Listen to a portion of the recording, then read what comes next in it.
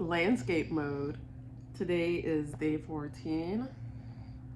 Day 13, I scheduled it because I wanted it to go live at 5:19, but I accidentally scheduled it for today for it to post instead of yesterday.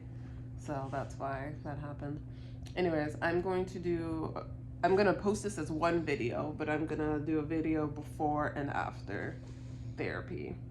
Really quickly, day 14. Um, I want to say that first of all, I went to sleep incredibly early yesterday. Um, so the thing happened again, if I sleep for a long time, I get weird dreams. But I woke up in the middle of the night because I had been sleeping for so long.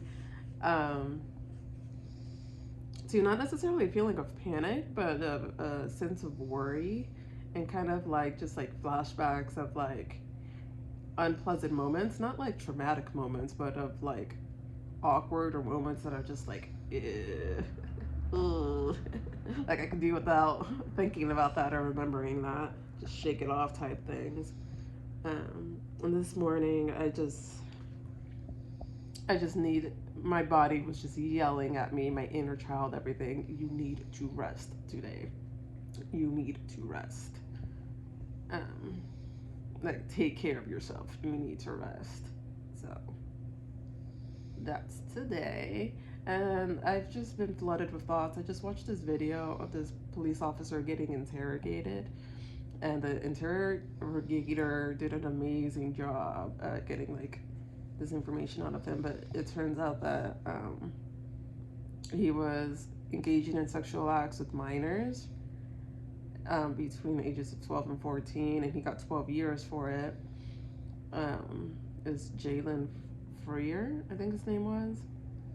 But it just makes me think of like people who not necessarily had sex crimes, but any crime where they're repeatedly doing it, because I think he ended up, there was like 40 minors, over 40 minors that he had engaged with in this way, where it almost becomes compulsive in nature, where they feel like they need to get caught in order for it to stop because they wouldn't be able to just stop themselves. Um, and that's not to like necessarily, that's to say that sometimes, how can I phrase this? Okay, let me tie that back into like restorative justice and like rehabilitating the offender.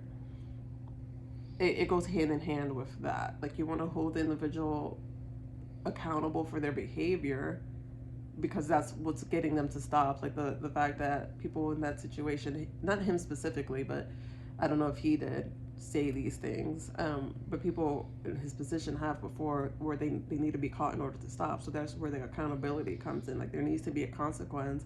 So if it crosses their mind again of like, should I or should not I not do this, there needs to be a consequence so heavy that if they're not able to stop themselves because of their own moral code or ethics, like if it's such a strong urge, there needs to be something in place that says, I need to not do this or else this will happen to me. And they need to be, yeah, it needs to be a strong deterrent. But I also understand the hand of like helping someone not feel those compulsions to begin with and like understanding where they come from. But the problem is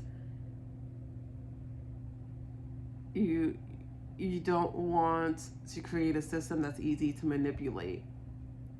So like, yeah, so I think that's a big thing. There needs to be a strong deterrent, but there also needs to be something to help get rid of or minimize the urge, if possible, to get rid of it to begin with.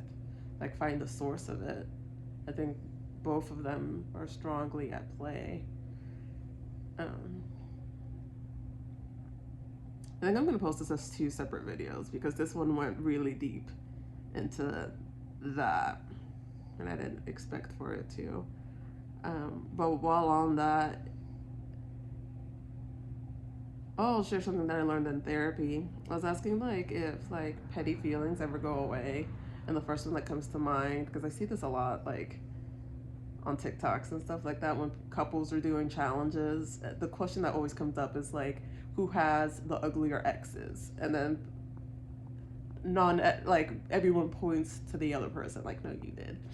Um, and it's like a funny thing to do in the moment because you're just like poking fun at the other person, but it is also hurtful that you're calling a whole bunch of people ugly. Anyways, what I'm getting to is like the whole.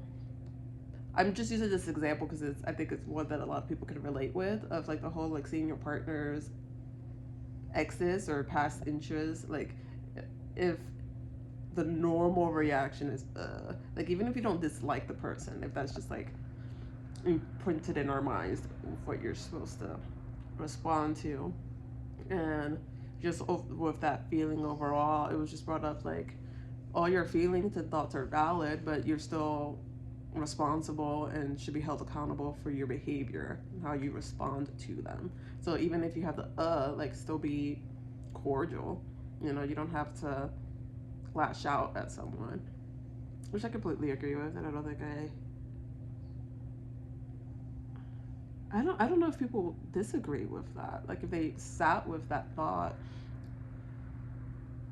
I don't know, because maybe it's because if you know someone's past history with a person and you know the pain that they felt, you're gonna take it from their side because you have an emotional connection to that person. Even if like, think back to your own relationship and how your past relationships and how you share, like, there's no way you can fully explain all that happened in a way that gets both sides fairly displayed. You can't give the full picture of a person just by stories here and there.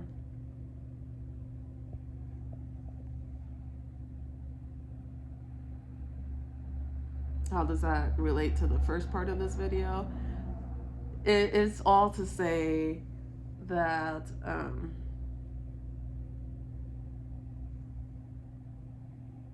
it's important to dig deep within ourselves to understand why it is we think and feel the things that we do. Like, you can validate something, yes, but I think it's important to take this, yeah, validate your emotions and feelings, but take that extra step of understanding why they're there to begin with, so you can have an understanding of the influence that your thoughts and feelings have on your behaviors, and then taking a step further of having an understanding of how your behaviors impact other people. So at the beginning, the cop's behaviors impacted the minor girls in a way that was very traumatic to them and very lifelong, because he was a cop, and that added an extra element of fear of like, I don't know what's going to happen to me if I report this to his coworkers. I don't know if they necessarily thought of it as coworkers, but it's like, you're a cop and I'm reporting it to cops. Like, there's that there.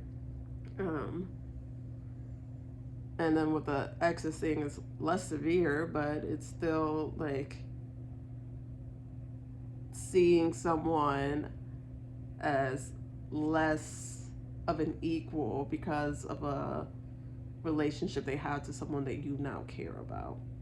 Like, just because a relationship didn't work, whether it's your ex or an ex of someone you're now dating, or an ex of one of your friends or family members, or just anyone you care about in general, like, they're not less of a person or less worthy of respect because they had a relationship that didn't work out with someone you care about. And you don't have to demonize them. You can definitely say, like, especially, I think people are going to be like, well, what about abusive relationships and things like that?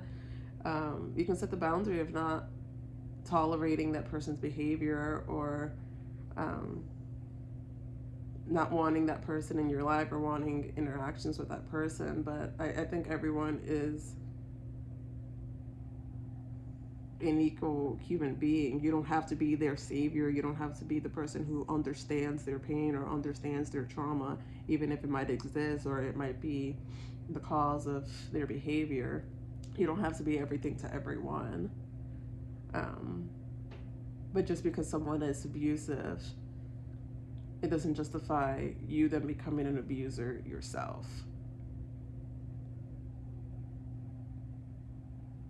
Because then you're becoming the very thing you're trying to condemn. So circling back to the cop, in the video that I saw, there were a lot of people making comments of like the whole prison rape joke, like when he goes to jail, people are going to take care of him and stuff like that.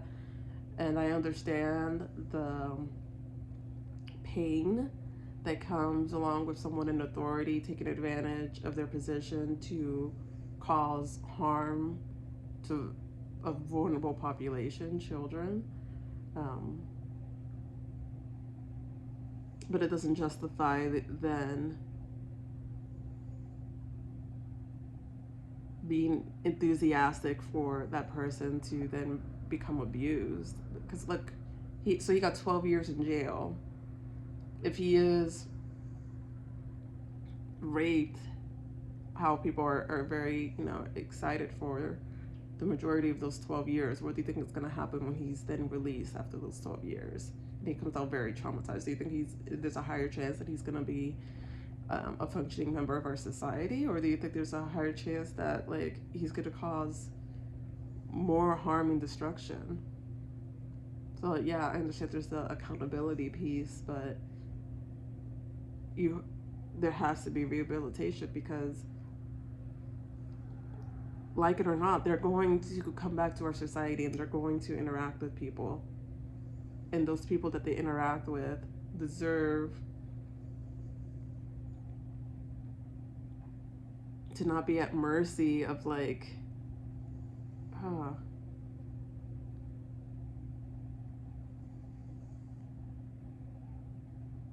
yeah. I can't remember who said it, but it was a reporter who said jail is the punishment. You don't go to jail to get punished. Jail is the punishment. So maybe this is a whole spiel on prison reform from a mental health perspective. I'll title it that. But to my symptoms, yeah, I felt the sense of worry a little bit. And then I just felt my body telling me that I need to rest. I don't really feel any more symptoms other than that. Just feel tired and mentally exhausted and emotionally exhausted a little bit. So I'm gonna be lazy with my little kissy today. Pixie. My tail is wagging. I already said I'm gonna make 2 videos today, so I'll make one after my therapy. I don't know what it'll be about.